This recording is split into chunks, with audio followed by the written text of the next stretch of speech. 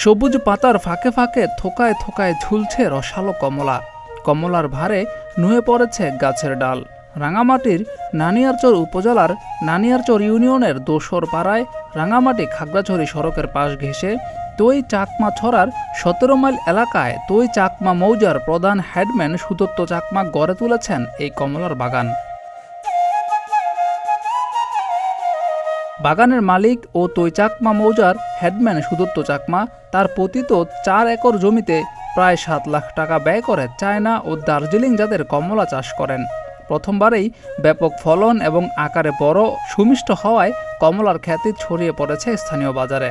প্রতি কেজি কমলা আকার ভেদে বিক্রি করা হচ্ছে ২০০ থেকে ৪০০ টাকা পর্যন্ত। সম্প্রতি কমলা বাগানের মালিক সুদত্ত চাকমার সঙ্গে কথা হয় তার বাগানে। সেখানে তিনি বলেন, বিভিন্ন জায়গায় বাগান দেখে শখের বশে কিছু কিছু করে প্রায় ১০০০ খানেক কমলা গাছ লাগিয়েছেন। এতে প্রায় আনুমানিক ৭ লাখ টাকা খরচ হয়েছে। এখন বাম্পার ফলন হয়েছে, তবে সরকারিভাবে লোনের ব্যবস্থা হলে আরও ভালো হবে বলে বিশ্বাস তার। এখানে আপনার বড় সাইজটা বিক্রি করতেছে কত ৬০০ টাকা, তারপরে চায়না কমলাটা বিক্রি করতেছে কত ২৫০ টাকা, তাহলে মাঝারি সাইজটা বিক্রি করতেছে ৩০০ টাকা। আমি তো নিজে কিনলাম কিছুক্ষণ আগে ৩০০ টাকা করে কেজি। তাহলে মনে করেন যে রাঙামাটি থেকে এখানে মার্কেটটা ভালো। আমার এখানে ৪ একর মতো জায়গা হবে, ৪ একরের মধ্যে হবে তো ১,০০০-এর উপরে হবে, তবে আমি গণনা করি না, তবে ১,০০০-এর উপরে হবে। খরচ তো অনেক গেছে, এই জন্য নিজেই করতে হয় সব। মানে বেশি বেশি কষ্ট হলে দু একজন নিই।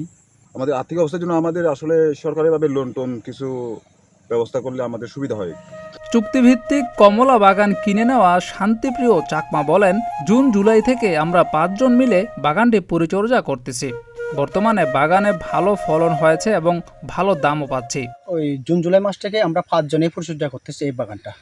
বর্তমানে এই পর্যায়ে খুব ভালো ফলন হচ্ছে এবং দামও ভালো পাচ্ছি। আর এখানকার কমলা, পাহাড়ের কমলা তো মিষ্টি বেশি, আর রেটও ভালো পাচ্ছি, আর বেচাও বিক্রি খুব ভালো হচ্ছে। স্থানীয়রা আশা করছেন, এই ধরনের পতিত জমিতে এরকম বাগান গড়ে উঠলে সেটা স্থানীয় বেকারদের বেকারত্ব দূর করবে। এটা শুধু স্থানীয়ভাবে নয়, আমি বলবো যে এটা বাংলাদেশের আপামর মানুষের জন্য এটা জাতীয় অর্থনীতির দিক দিয়ে এটা বিরাট একটা ভূমিকা রাখবে বলে আমি মনে করি। এখানে বিভিন্নভাবে করা যায়, এখানে অনাবাদি জায়গা রয়েছে।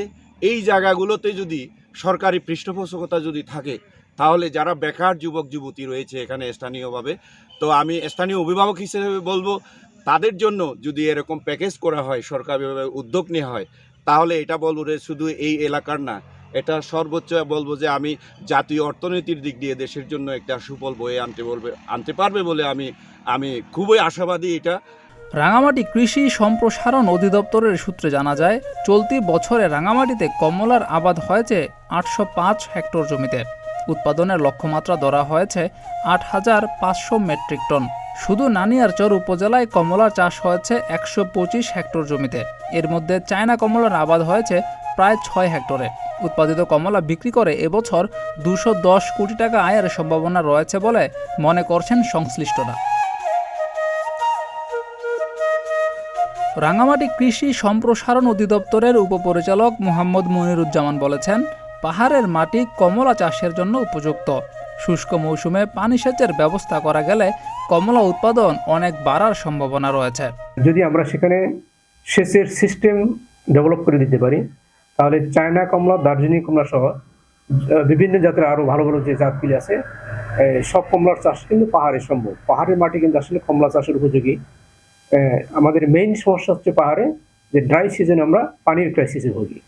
এই পানির সমস্যার সমাধান করতে পারলে পাহাড়ে কিন্তু কমলার বিশাল একটা সম্ভাবনা রয়েছে।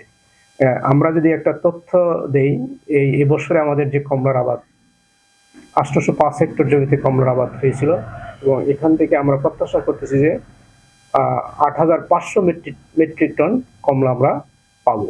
আর আমরা যদি ২৩০ টাকা হিসাবে পার কেজি ধরি, আমাদের প্রায় ২১০ কোটি টাকা কিন্তু একটা অর্থনৈতিক লেনদেনের বিষয় আছে। কারণ এখানে আপনার কমলার বাগান মালিক, ব্যবসায়ী সহ কিছু প্রান্তিক চাষি আছে এখানে, যাদের আপনার ডাইরেক্ট অর্থনৈতিক কর্মকাণ্ডের সঙ্গে প্রায় আপনার ২ থেকে ২৫০০ লোক কিন্তু জড়িত। এখানে বলতে পারি যে পাহাড়ে যদি আমরা সেচ সিস্টেমটা একটু ডেভেলপ করে দিতে পারি সরকারি তরফ থেকে, তাহলে পাহাড়ে কমলার ব্যাপক চাষ করা সম্ভব।